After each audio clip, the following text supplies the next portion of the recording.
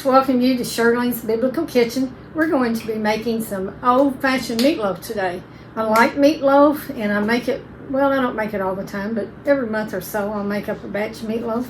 Today I'm making this meatloaf with a pound of ground beef. Now you can use bison, you can use, I guess, ground chuck. You can use whatever you want. This is just pasture-raised, pasture-fed pound of ground beef. So it's still, this one still has some fat in it. It's not the super lean. Bison is very lean, so you're going to have a lot leaner texture in your meatloaf. Depends on what you want. But I like bison meatloaf. But you can't buy it where I live, so I only have it when I can get it out of town. We're going to add to this meat, we're going to add, I took one pepper, kind of a long yellow pepper, out of my garden today, and I chopped it up, or I sliced it into little strips.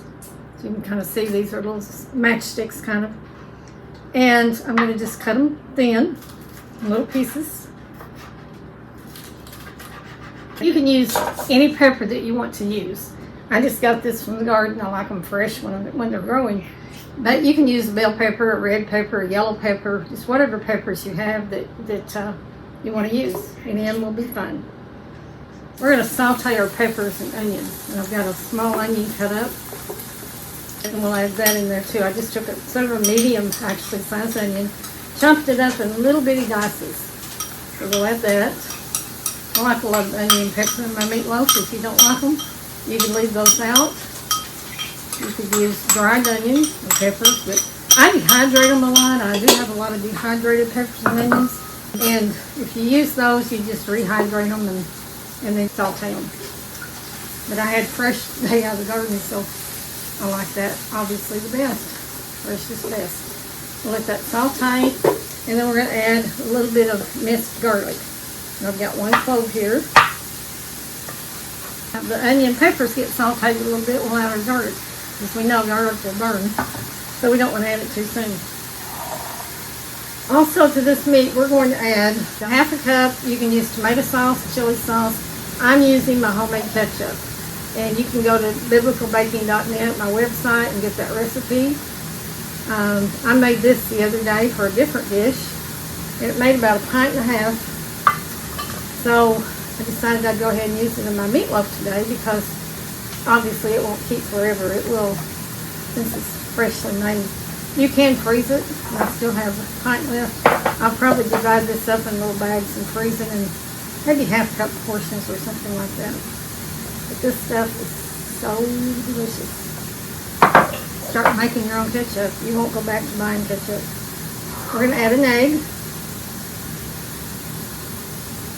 I'm going to add a teaspoon or two, whatever you want, of Worcestershire sauce. And I've got about 3/4 teaspoon of salt. And then I've got a half a cup of breadcrumbs. Oh, it all, you know I make a lot of homemade bread. And some of it, most of the time I'll slice it and freeze it and we'll eat it for toast. Sometimes I'll just let it dry, really dry. You can dehydrate it too if you want to. You want it really, really dry for breadcrumbs. I'll make bread cubes for salads, or I can grind that up and make my breadcrumbs. This is getting brown, softened. You just want it softened really. So we're going to put our garlic in. It smells good in here. Nothing smells better than peppers and onions and garlic, I don't guess.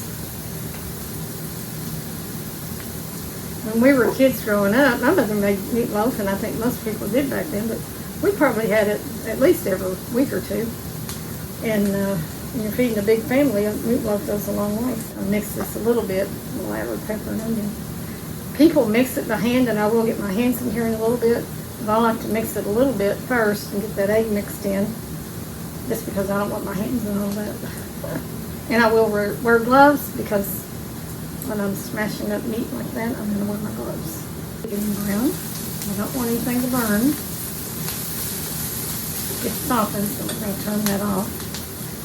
Pour this in. And of course that oil soaked up into the onions and peppers, so it's gone. We'll just put it in here too. It's in the vegetables. You can put a little bit of black pepper in here. You can add a little bit of garlic powder, onion powder.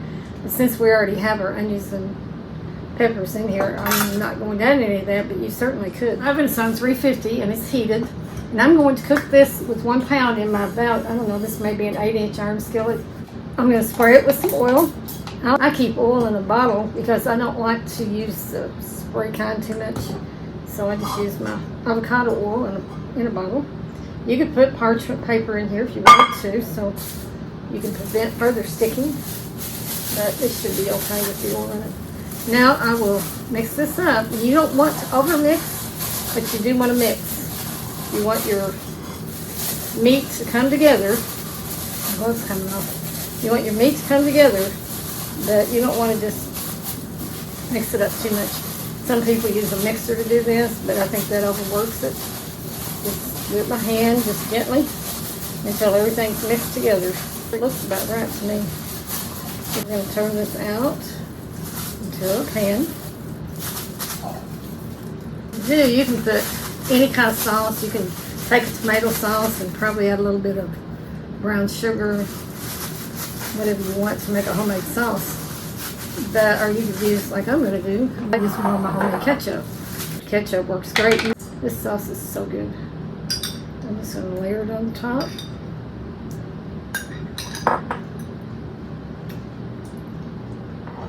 Spread it on the top. Oh, that is so good. Tell you what, you got to make some homemade ketchup. It's delicious. This will go in the oven, 350, till it's done about 45 minutes. We'll check it at 30 minutes, and I'll check it in 45 and see if it's done. Well, if it's out of the oven, and I've already cut I cut this in 4 pieces.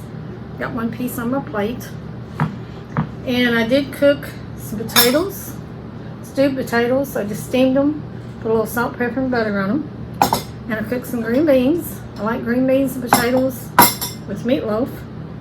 And I've got a piece of my bread that came from the refrigerator, the freezer. I slice it and freeze it when I make bread because we don't eat a whole loaf.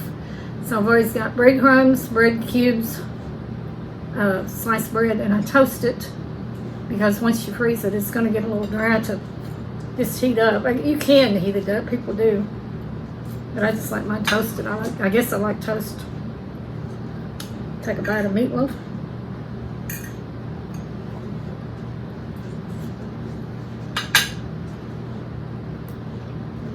That meatloaf is perfectly seasoned. The homemade ketchup on the top, because my homemade ketchup has onions in it, and then lots of other flavorings.